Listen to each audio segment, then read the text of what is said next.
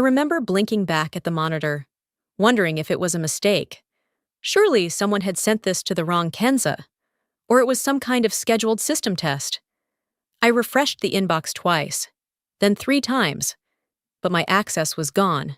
And in that sterile, frozen moment, I realized this wasn't a mistake. They had planned it. They had planned to let me go on the day I turned 50. My name is Kenza Ravel. For over 2 decades, I was the senior architect of Aldrin Tech's Contract Intelligence Division. I designed the Atlas framework, a system used to process, secure, and verify global infrastructure contracts. Cities across 5 continents signed deals through lines of code I personally authored. I had outlived 4 CEOs, 3 restructuring waves, and every buzzword trend Silicon Valley could throw at us. I wasn't flashy, I wasn't political, I was precise and deeply loyal. And maybe that was my real mistake. 2 months before my birthday, Aldrin Tech hired Damian Thorne, a 38-year-old executive with a LinkedIn perfect smile and a vocabulary made entirely of startup cliches. Disruption, velocity, sunset legacy systems. I was one of those systems. He never said it directly, of course, but in meetings, he'd rephrase everything I said like he was translating from a dead language. He called me institutional memory with a smirk, as if I were a filing cabinet left too long in the hallway. What he didn't understand was that the systems he wanted to modernize were the very backbone of the $2.3 billion Boston deal we were finalizing. The system he was trying to sideline was the one keeping the company standing. The most insulting part? The email wasn't even sent by the CEO. It came from Acting VP, Operations Transition Team, a title no one had ever mentioned before, and he hadn't even been officially appointed, which, in legal terms, meant the termination wasn't valid. But I didn't know that yet. At 8:46 a.m., all I knew was that I was 50 years old, locked out of my life's work, and no one even had the decency to say goodbye. The apartment was silent. Not the kind of quiet you savor, but the kind that feels like everything's been muted, like someone turned down the volume on your entire life. I sat at my kitchen table, still in the navy blazer I'd worn for what I thought would be a normal Tuesday. My phone sat next to my coffee mug, untouched. No calls, no texts. No pings from anyone at Aldrin Tech. Just silence. I glanced at the time again. Not from habit, but from instinct. And that's when my eyes caught the watch on my wrist.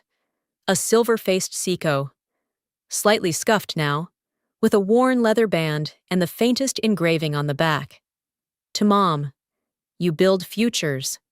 It was a gift from my daughter, Maya, the year I won Executive of the Year. That night, 5 years ago, she was 13 and nervous in a sea of business suits. I remember how proud she looked when I walked on stage. She made me promise to wear that watch every day. And I had. Through every product launch, system overhaul, sleepless deadline. It ticked with me, like a second pulse. Now it ticked in the stillness. Not a single happy birthday message, not even from HR's automated bot. Only one text had come through. Heard you're finally retiring. Congrats. K. From a junior developer I mentored 2 years ago.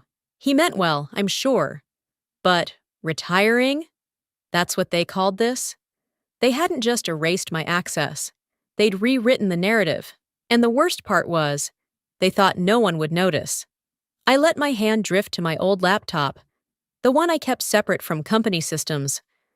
I opened it slowly, as if my muscles weren't convinced I had a right to touch any of this anymore. The screen blinked to life. I navigated to one of the systems I had built, DeepX Grid Management, still live, still in use by 5 city networks, including Dallas. 8 years ago, they'd said it was too ambitious, too niche, too expensive to maintain. I rewrote the entire risk assessment logic over a single weekend. That version, still running. I pulled up the diagnostic logs. Every process was firing smoothly. No one had touched the core module, because no one dared. That module was written in Python 1.9, an outdated framework by today's standards. But what they didn't know, or had long forgotten, was that I had embedded a navigation scaffold unique to my approach. It wasn't documented in the company wiki. It wasn't part of any training manual, and without it, the system would crash the moment someone tried to modernize it with Damien's shiny little toolkits. I leaned back, the bitter taste in my mouth sharp and rising. They had no idea what they were still standing on. It took me back to 2016, back when a $410 million contract with the city of Atlanta was minutes from collapsing due to a misaligned geodata packet. A single misrouted file could have exposed Aldrintech to a lawsuit that might have taken the company under. That day, I was in an ambulance. My mother had collapsed from a stroke, and I was holding her hand, trying to stay calm while the sirens wailed, but my phone wouldn't stop buzzing. I opened my laptop on my knees, tethered it to my phone, and rewrote the spatial correction algorithm in 17 minutes. We delivered on time. The lawsuit vanished, and no one ever knew where that code was written. I never told them, never asked for praise. The board sent a thank you email. The CEO gave me a paperweight with a globe on it. And now, on the morning of my 50th birthday, I was retired by a man who didn't even know what a compiler warning meant. I stared at the watch again. Tick, tick, tick. Legacy weight. They called me, as if that was an insult.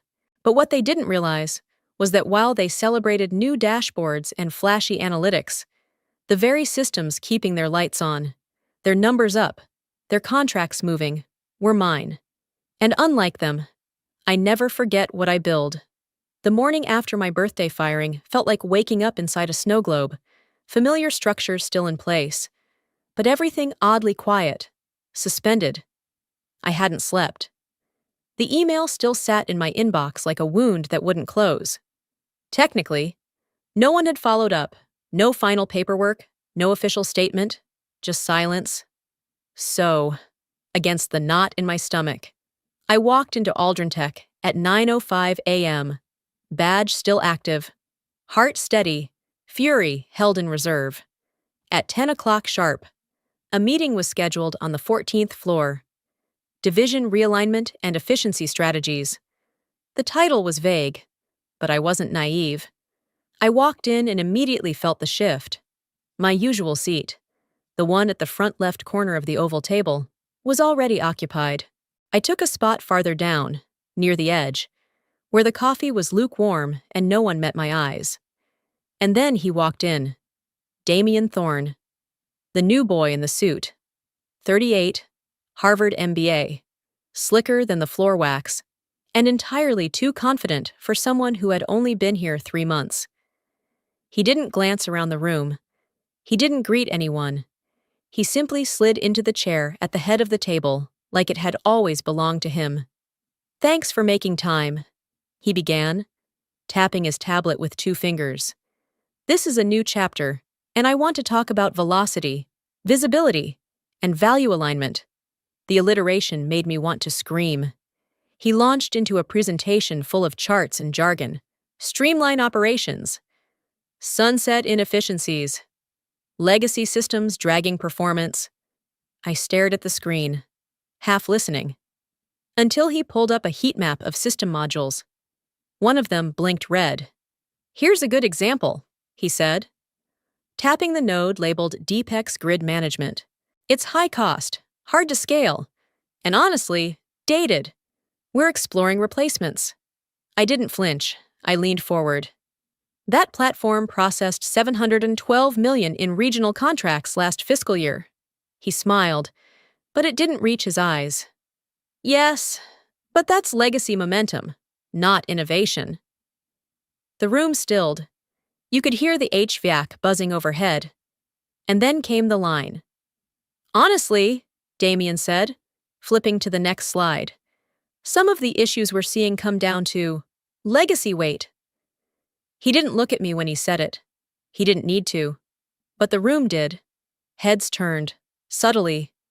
toward where I sat.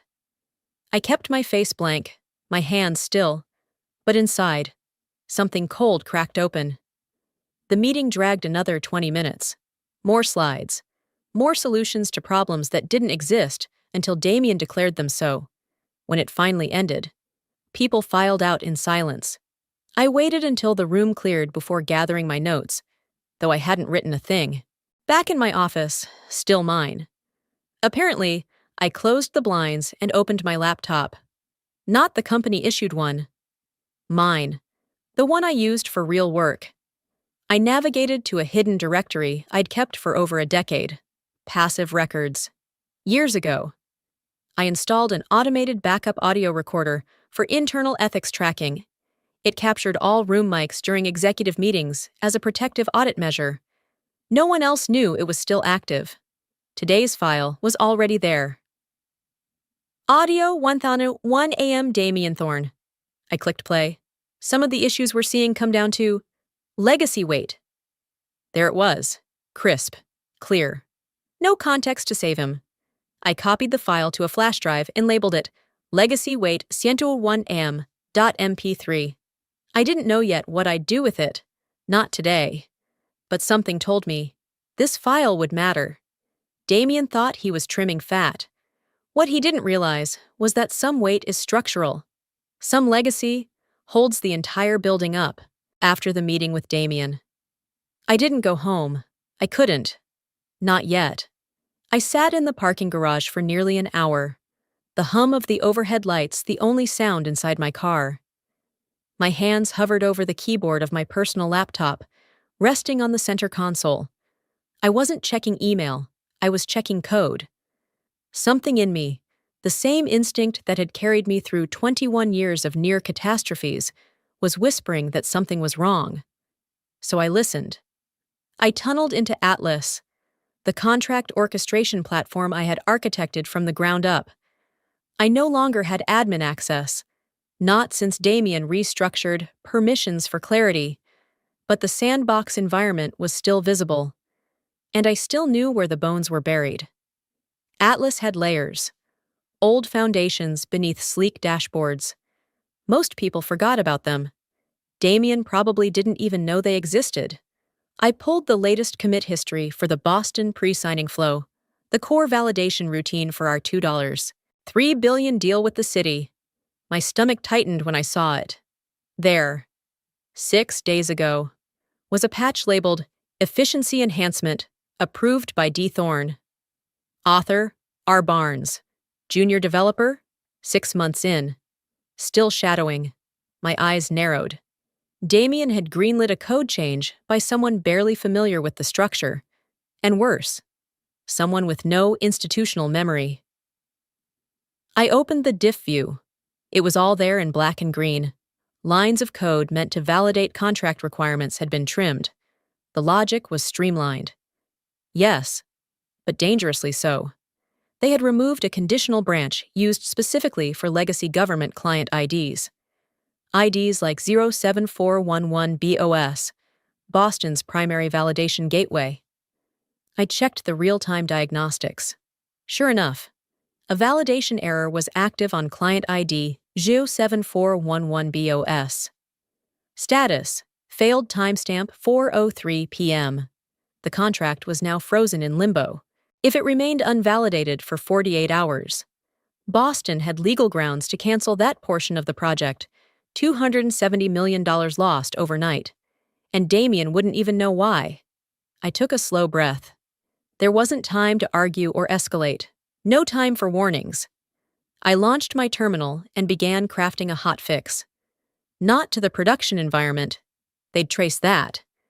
I slipped it into a shadow pathway I'd built back in Atlas v1, when the team was just 5 engineers and trust was still sacred. I reintroduced the conditional logic as a hidden override protocol, wrapped in a fail-safe flag no one else would notice. Comment tag, Legacy Override Mode. I didn't sign the commit. I didn't even log the session. Just saved, staged, and watched. 10 minutes later, the red flag vanished. Status: validated, 10:41 p.m. EST. No alarms, no applause, The system simply resumed. The contract moved forward. And Aldrin Tech, still smug in its ignorance, never knew how close it had come to bleeding out. I leaned back in the driver's seat, the dim glow of my dashboard clock reflecting off the windshield. It was 11:15 p.m. The office windows above me were dark now. Everyone had gone home. Everyone but the ghost in the system. Because while Damien gave speeches and launched his modernization strategy, he never once stopped to ask who had built the infrastructure he was gutting. He didn't ask, because he didn't think I mattered. Because to him, experience is dead weight. Legacy is just old code waiting to be deleted. But Atlas knows. Atlas remembers. That system doesn't respond to charm or slide decks. It responds to structure. And I'm still its architect, whether they put my name on the roster or not. I closed the laptop gently, like laying a child back to sleep. I didn't smile. I didn't even feel vindicated. I just felt tired, quiet, watchful. They thought they'd shut me out, that I was gone. But I was still there, in the lines, in the logic. And as long as Atlas ran, I was still watching. The next morning, the office air felt thinner, same desks, same people. But it was like someone had turned the temperature down without touching the thermostat. I walked in at 8:15 a.m., as I had for the past 2 decades. My keycard still worked. My chair was still where I left it. But something had shifted, an absence I couldn't quite name. Conversations quieted when I passed. No one made eye contact, and for the first time in years, no one asked if I wanted a coffee from the break room. I logged in. System access was still active. Atlas was running. All dashboards were green. The Boston contract code had stabilized overnight, thanks to the patch I had quietly applied for my car. They didn't know they'd almost lost $270 million in less than 48 hours. They didn't know, because I didn't tell them. I didn't do it for them. I did it for the system, for the work. By 9 o'clock, the meeting invites started rolling in, for everyone else. I noticed a senior-level strategy session marked Boston Deployment Sync, internal leaders only. I wasn't invited.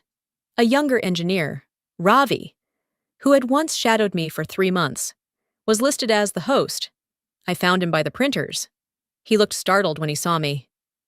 "Hey, Kenza," he stammered. "Damien asked me to lead today's sync. Said you were transitioning?" "Transitioning?" I repeated, slowly. "To what?" He paled. "I thought, he told us you were retiring soon. That's what everyone's saying." I didn't correct him. I didn't ask who everyone was. I just nodded once and walked away. Back at my desk. A small white box sat neatly on the corner. I hadn't left it there. Inside were 3 framed photos, a notepad I hadn't used in years, and my fountain pen, carefully placed as if someone had packed them on my behalf. No note, no name. The lights above my row were dimmed, and the motion sensor didn't turn them on. My part of the floor now felt like an afterthought, a shadow, in the hallway. I passed 2 junior analysts whispering near the vending machines. One said softly, "I thought she already left." The other replied, "They said she's still here, just not in charge anymore." I stepped into a quiet corner office and pulled up the internal HR portal. I typed my name, Kenza Ravel role, consultant, legacy systems, non-perm. Effective date. 2 weeks ago, my throat went dry. I scrolled up, then down. No memo, no HR email, no contract renegotiation. I checked the audit log. Damien had approved the title change himself, marked as structural streamlining. He hadn't told me. No one had. In their system, I was already gone, not fired, not promoted, just quietly downgraded, erased. Politely, I closed the window. There was nothing else to see. At 10:30 a.m., I passed by the conference room where the Boston Sync was taking place. I saw Ravi presenting to a team of people who used to report to me. The slide on the screen was one I had designed. I stood there for a moment, invisible. Not because they meant to exclude me, but because they had already rewritten the ending, and I was no longer part of the story. Back at my desk, I didn't sit down. I opened my personal laptop, checked the Atlas logs. Everything was running. The patch I'd inserted was still intact. The system still knew who I was, even if the people didn't. I looked around at the dimmed row of desks, then at the little white box beside me. I didn't feel rage or betrayal. I felt something colder, disappearance. They hadn't pushed me out with malice. They had just let me fade.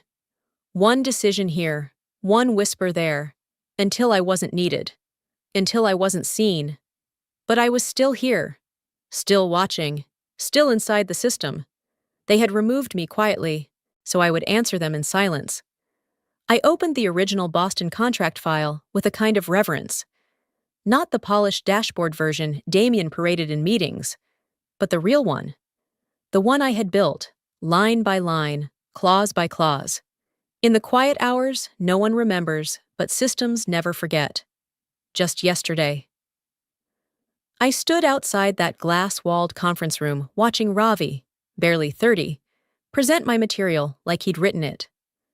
My name wasn't even on the draft he used, but deep inside Atlas, buried in the source protocol logs, the origin marker was still there. Document constructed, Ravel.k, initial build date, 11 months ago. Boston wasn't just another deal. It was the most complex, high-stakes government infrastructure contract Aldrin Tech had ever seen. $2.3 billion to modernize energy grids across the state. And Aldrin Tech wasn't the obvious winner. There were three major bidders. One had a lower price. Another had more lobbying power. We had one thing they didn't: the adaptive grid simulation architecture, designed by me. They said it couldn't be done. I said it already was. And I proved it, over the course of 4 in-person visits, 6 secure architecture presentations, and 1 emergency data reconciliation I performed on a red-eye flight with a portable drive and no Wi-Fi. Boston's deputy commissioner once told me, "Most vendors give us polished PDFs. You brought us transparency." I hadn't forgotten that. And I hadn't forgotten how fragile trust becomes when filtered through too many layers of hierarchy. That's why, when the contract neared final approval, I didn't just file it the usual way. I created a second version. A mirror, a shell. Same terms, same delivery schedule. But this one lived inside a sandbox partition of Atlas, built with a validation lock that required my biometric signature, retinal hash, and fingerprint scan combined, to fully activate. Why? Because I knew this company, and I knew Damien. I had seen what optimization looked like when it passed through his hands. He didn't understand risk. He gamified it. The public-facing contract. The one everyone applauded? It was a polished shell of its own, missing a key verification block required for final compliance in the state of Massachusetts. Without my signature, it was just paper. I didn't tell anyone, not legal, not ops, not even the Boston officials. I simply built in the lock as a final safeguard, a quiet net beneath the high wire. Because sometimes, the system needs to protect itself from its own handlers. And today, I was watching those handlers juggle champagne glasses over an empty void. Damien had no idea. He strutted across boardrooms and Zoom calls, taking victory laps for a deal he thought he owned. But he hadn't read the metadata. He hadn't traced the validation ledger. He didn't even know that the biometric registration logs still listed me as the primary contract architect. I was no longer invited to meetings. My desk had been quietly boxed up, my title downgraded without notice. And yet, here it was. My contract, my system, my signature. I closed the contract shell and opened the hash key validator. It blinked red. Inactive. Awaiting biometric confirmation. Damien would never be able to activate it. And once the city's review portal flagged the lack of valid verification, the entire contract would collapse. Unless Someone else stepped in. Someone with a working version. Someone the city already trusted. Someone whose system still bore her name, even if the building no longer did. I didn't smile. There was nothing theatrical about this moment. Just quiet pride. That what I built still stood. That no matter how loudly they tried to erase me, the foundations whispered otherwise. The email subject line was loud enough to ring in my skull. "We did it!" All caps. No context. No name. The message below was short. "Join us in the main auditorium at 11 o'clock a.m. to celebrate the successful signing of the Boston contract. Our biggest win yet." No mention of who led the system design. No acknowledgement of who wrote the validation protocol. No line, formal or casual, that said, "Thanks, Kenza." Still, I showed up. Not out of pride, not out of hope, out of curiosity. The kind of curiosity that simmers beneath the surface when you've been publicly erased, and privately necessary. The halls were buzzing, literally. Someone had ordered t-shirts with the phrase Boston 2.3B delivered, printed across the chest in bold navy font. There were blue and white balloons tied to every door handle. A massive cake sat on the break room table, frosted with words I had to squint to believe. "Thank you, innovation team." Innovation. That word didn't sting anymore. It just rang hollow. The auditorium lights dimmed as I took a place in the back, standing behind the last row of chairs. I didn't sit. I didn't want to leave an impression that I belonged. Damien walked on stage like he was stepping into a spotlight made just for him. Black suit, slim tie, trademark smile. Behind him, a screen flashed the words, "Boston secured." He raised both arms like a ringmaster. The crowd clapped without hesitation.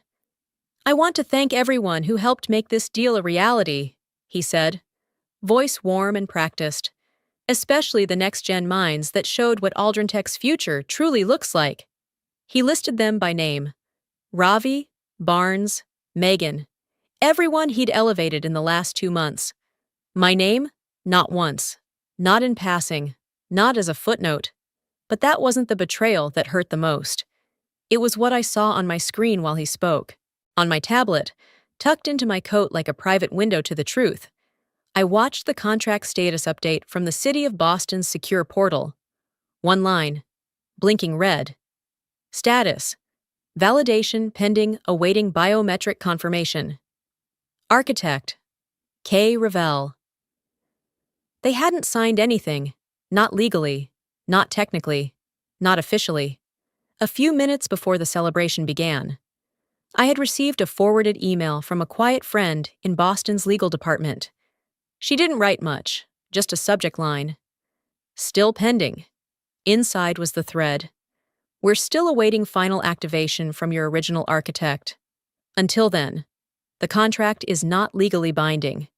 The timestamp was 10:37 a.m. I looked up as Damien raised a glass of champagne. "We did it," he repeated. "This contract will define Aldrin Tech's legacy." Legacy. He said it like it was a trophy. He said it without irony. Below me, everyone was clapping, laughing, toasting with plastic flutes and cake. Above them, in the corner, shadows of the balcony. I watched quietly, fingers brushing the biometric sensor built into my device. I could end this charade right now, with a touch, but I didn't. I closed the tablet, the red light still blinking beneath the screen. Let it blink. Let it haunt them. Let them choke on cake while thinking they'd won. The truth was, they were celebrating a ghost, a file that had never been validated, a system they didn't understand, a signature only I could give. And I wouldn't. Not yet. As the music swelled and Damien stepped off stage to take photos, I turned and walked out. They had their spotlight, their applause. But I had the line that mattered, the one they couldn't rewrite, awaiting final activation from your original architect. They forgot who built the bridge, but they were about to find out what happens when the builder decides not to cross. I didn't remember the drive home. What I remembered was the sound of Damien's voice echoing through the auditorium. The words, "We did it," ringing like a lie told too often and too easily. I remembered the applause, the glittering smugness on his face, the way no one looked up to question it. I remembered the cake, the shirts, the noise. But now, as I sat in the stillness of my apartment, the only sound was the soft click of my laptop waking from sleep. No champagne, no crowd, just code. I logged into my sandbox environment, a mirrored instance of Atlas I had preserved for myself long ago, not out of paranoia, out of necessity. If you build a system meant to control billions of dollars, you don't just walk away from it unarmed. The interface loaded slowly, as if reluctant to reveal what I already knew. Contract ID, BOS AD 2301. Status, validation pending architect of record. K. Ravel, biometric signature, not registered, still pending. Still inactive, still mine. I shifted in my chair, jaw locked. The same system Damien had paraded around as a closed deal, the one he toasted with his next-gen innovation team, was still hanging in limbo. Because while he played CEO in waiting with investor emails and victory speeches, he never bothered to check whether the engine was running beneath the hood. He didn't even know where the key was. And I had it. I opened the metadata block tied to the validation script. My cursor hovered over a single field I hadn't touched in 11 months. Secure activation window, 72H. Start time, or 8:51 a.m. Monday, I glanced at the clock. Tuesday, 8:51 a.m. That meant we were officially 24 hours in 48 hours. The system would auto-trigger a shutdown of the shell, a clause I had added, buried 3 layers deep in the sandbox architecture. If biometric activation wasn't completed by the 72nd hour, the contract would automatically be flagged as null due to incompletion, not delayed, not paused, void. And under Massachusetts procurement law, once a contract becomes legally invalidated, the state has full authority to award it to the next qualifying vendor. No rebidding required. That door, it would open wide, and the first company in line would be Stratexion. I didn't smile. This wasn't the climax of some plan for revenge. It was the slow, creaking consequence of arrogance, the final echo of every ignored warning, every erased name, every missing credit. They thought the signature was a formality. They thought the system ran on autopilot, but the system knew better. The system had always known me. I toggled to a separate interface, a personal monitoring tool I had built when I started crafting the shell. Just in case. On the lower right-hand corner, a countdown appeared in white text against a black background. Activation required. 47 hours, 59 minutes, and 12 seconds remaining. Each second flicked down like a drop of water falling into a metal bowl. I sat back, staring at the screen, feeling that old heat rise in my chest. But I didn't scream, didn't punch anything, didn't type a single threatening word. That would have been too easy, too loud. I remembered how they never told me I was no longer a director, how they boxed my desk without a word, how they rewrote my role in the system without a single notification. And now they would learn how silence works both ways, because I wasn't going to warn them. I wasn't going to remind anyone of the timeout clause. I wasn't going to answer their calls when things started failing to upload, or when the city's legal department started asking why no biometric validation had arrived. I was going to let the timer run. At 47 hours and 59 minutes, I was still invisible to them, but in 48 hours, they'd watch $2.3 billion vanish in front of them, and they'd realize too late that the deal was never theirs to celebrate, because it had never left my hands. I didn't call to ask for help. I called to activate a pact. 9:15 a.m. The glass on my desk still shimmered with condensation from untouched tea. I sat alone in the condo study, Atlas's dormant interface blinking quietly on my secondary screen. On the primary, a simple number sat in silence. 1 2 12 555 093. Julian Wells, CEO of Stratexion. The one man Damien feared, but never understood. I pressed call. No hesitation, just precision. Ravel. His voice came sharp, alert. Been a while? 47 hours, 59 minutes, and 12 seconds, I replied. That's how long they have left before the shell expires.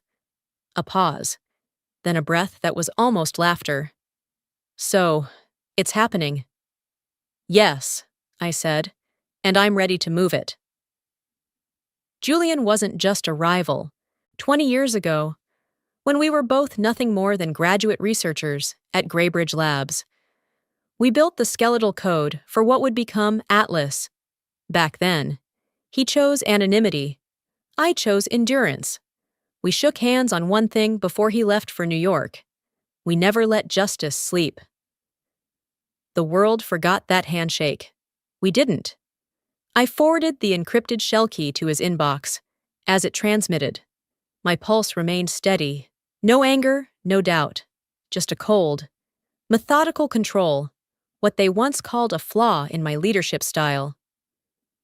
I'll have the city's legal review team looped in by 10, Julian said. They trust me, but they trust your architecture more. It's still unlinked, I reminded him. No activation until I see the signature protocol verified. You have the blueprint? He did.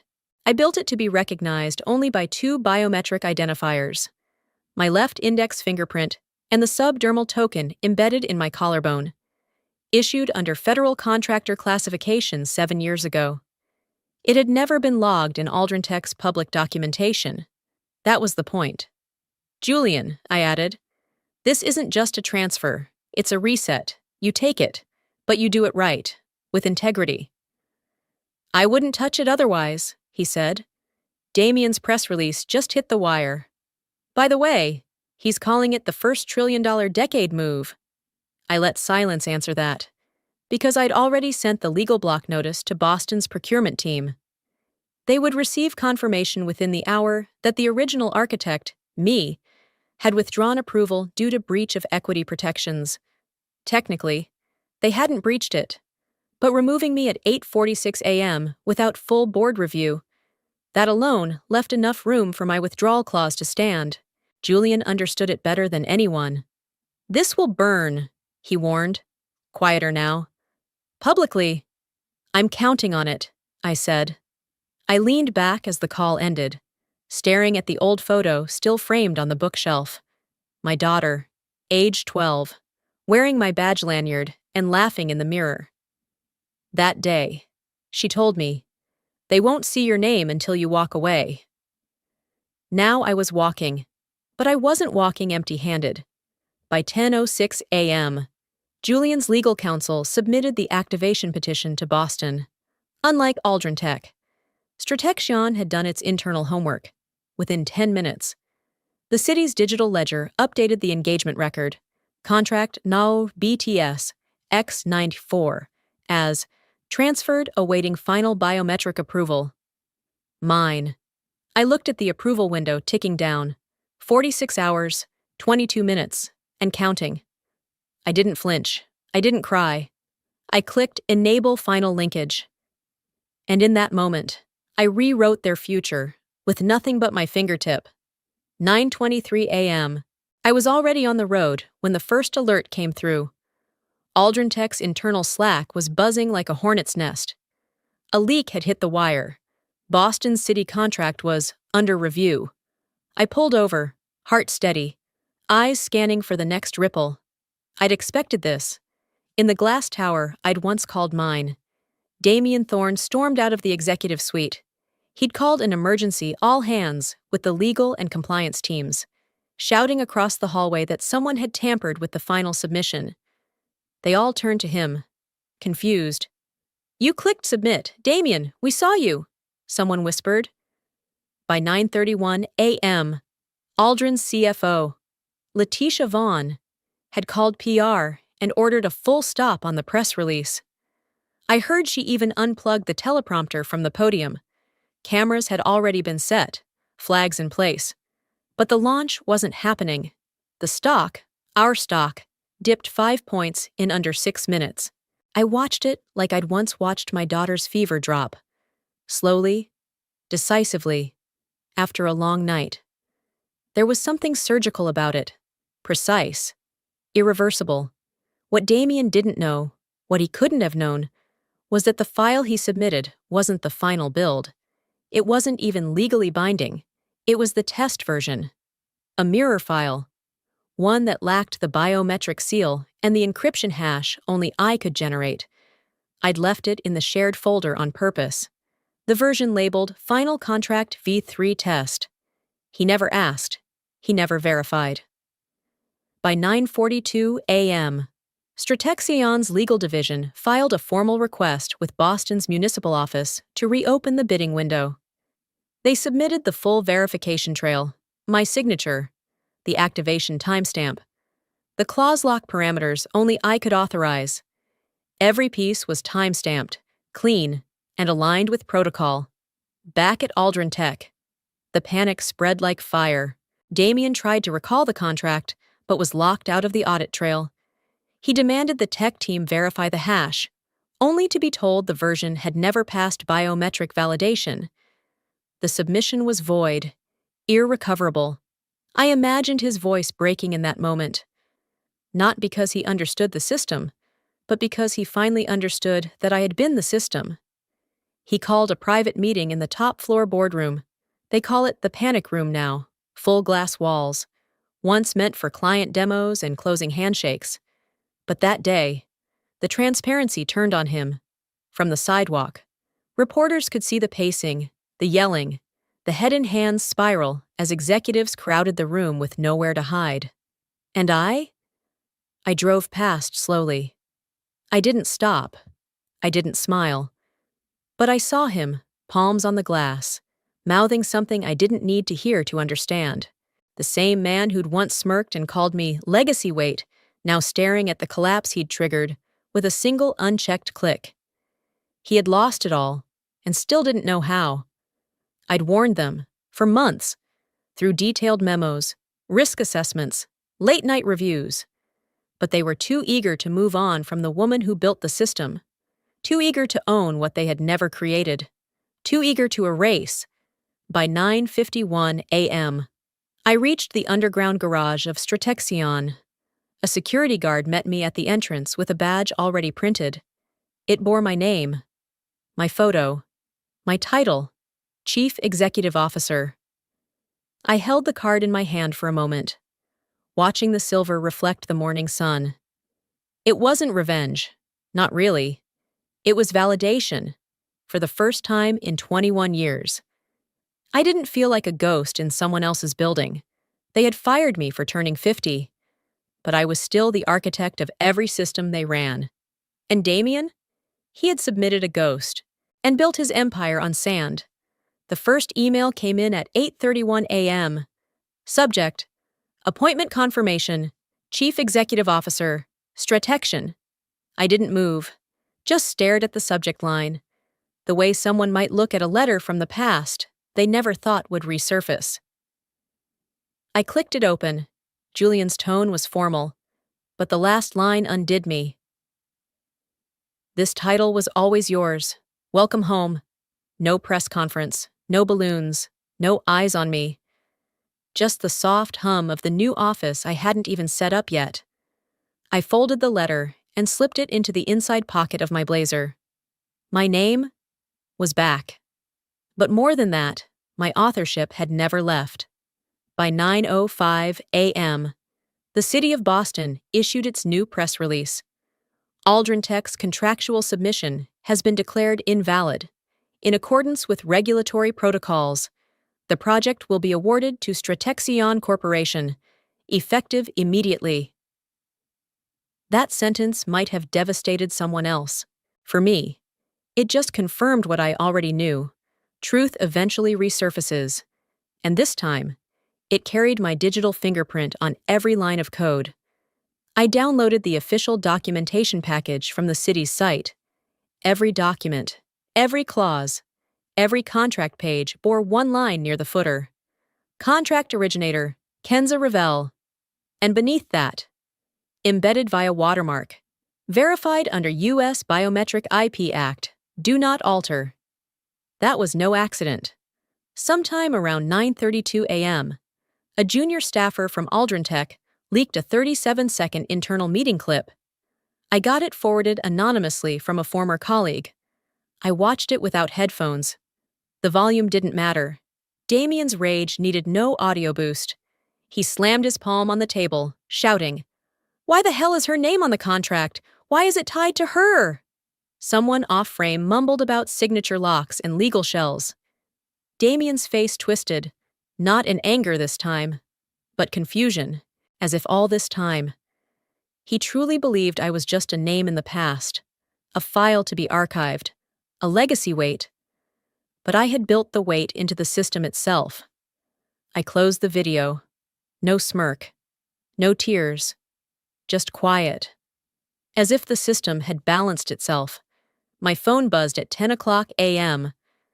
Stratexion's general counsel sent over the latest contract, this time, signed by the city, verified by our team, activated by my biometric confirmation.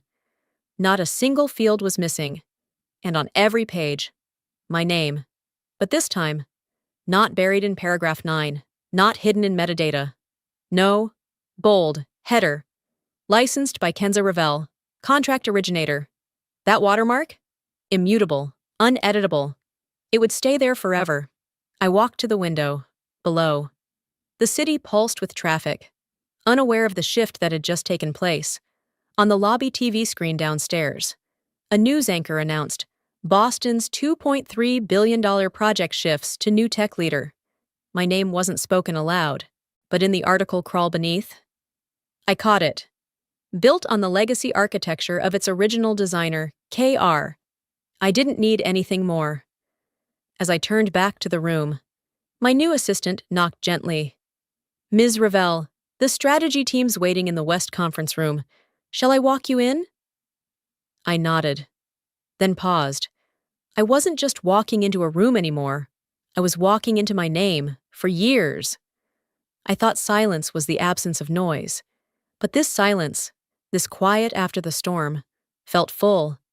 It held every overlooked contribution, every late-night refining atlas, while others celebrated. Every time I bit my tongue in meetings where others echoed my ideas louder. It held the ache of birthdays missed, of my daughter waiting with a card while I joined client calls. And it held something else. Justice. Maybe. Or overdue recognition. I sat at the desk, not Damien's, not anyone's passed down power. Mine. I opened the strategy file, not to redo it, but to expand. There was still work to be done. But now, every decision, every line of code, every choice would begin with my name, not end with it. I wasn't chasing credit anymore. I was writing the blueprint others would follow for decades. Let them whisper. I had already quietly written myself back into the story. I stepped through the glass doors of Stratection headquarters just after 8 o'clock a.m., a full week after the contract collapse. The lobby was quiet, sunlight casting long streaks across the floor like ribbons of clarity. No press, no parade, just polished silence. And me. I wasn't here to celebrate. I was here to begin.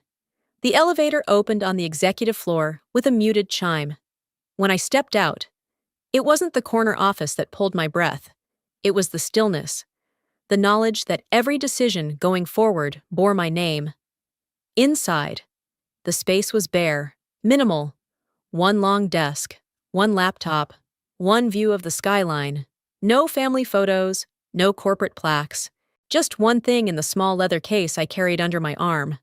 I opened it. Inside lay the medal I once received from Aldrin Tech. Outstanding Contributor, 2006. I hadn't seen it in over a decade. I mounted it gently on the office wall. Below it, I pinned a new plaque. It wasn't for others. It was for me. 50 is not the end. It's the ignition. I stood there, reading those words in silence. Not pride, not revenge. Just a quiet acknowledgement that I was never finished, only paused. When I logged into my inbox, the first message read, Subject, following you wherever you go. Then another, and another. 12 emails from former colleagues, most from engineers I once mentored, some from junior staff who had once ignored me after the rumors of retirement spread. Each note held the same thread: regret, respect, and hope. Please let me work with you again. I'm tired of pretending Aldrin has a vision. If there's room for someone who still believes, I'm ready. Even one from Marcus, the engineer Damien had replaced me with, read, I was wrong. I knew it.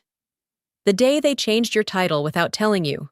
If there's a place for me, I'd earn it this time. I didn't reply right away, but I saved every message. Names mattered now. Later that morning, I opened a browser window and typed 5 words into the Stratexion internal launch board. Legacy Builder Scholarship. Draft. It wasn't just a scholarship. It was a seed. The description read, for those told they're too old to innovate, for those who weren't done. Open to engineers over 45 with unfinished ideas, and no permission needed to start again. The memories came rushing in. Being told at 47, I was aging out of vision roles. Watching my projects handed to younger men with louder voices. I remembered the numbness, not of losing position, but of being silently erased. This program wouldn't erase anyone. By midday, the office buzzed faintly outside my door. A junior assistant poked her head in, eyes wide. They confirmed it, she said breathlessly. The Boston board chose Stratexion for Phase 2, and they asked for you by name. I nodded once. Prepare the transition team. When she left, I rose and walked down the corridor, past rooms filled with energy I hadn't felt in years. I passed a whiteboard where a group of developers debated timestamp efficiency, part of my old Atlas syntax still visible in the corner. I didn't interrupt. I simply smiled. Back in my office, I placed one last photo beneath the plaque. A younger me, holding my daughter in front of the first Atlas prototype. My face in the picture wore exhaustion and pride. Today, I wore neither, just clarity. I poured tea into the old ceramic mug I'd kept since my early engineering days. Then, I opened a clean slate on my screen. A blank terminal, a blinking cursor, a quiet breath. I wasn't replacing anything. I was beginning again. Outside, the sky had shifted, brighter now. Not because the clouds had parted, but because something within me had. I thought about the nights I spent rewriting architecture blueprints no one would ever credit me for. I thought about the late Friday calls, the last-minute patches before launch, the systems that held up millions of people's lives, all written in silence. But no longer. I turned my chair slightly toward the window. The city was still moving, unaware of the changes unfolding from this floor. Somewhere below, a young developer might be doubting their worth, their timeline, their voice. One day, maybe they'd apply for Legacy Builder, and maybe I'd be the one reading their name. Maybe I'd see something of myself in them, or maybe they'd be nothing like me. Better. That was the point. The cursor blinked again. This was where the story truly began. Let me know when you're ready for the thumbnail script or full series recap.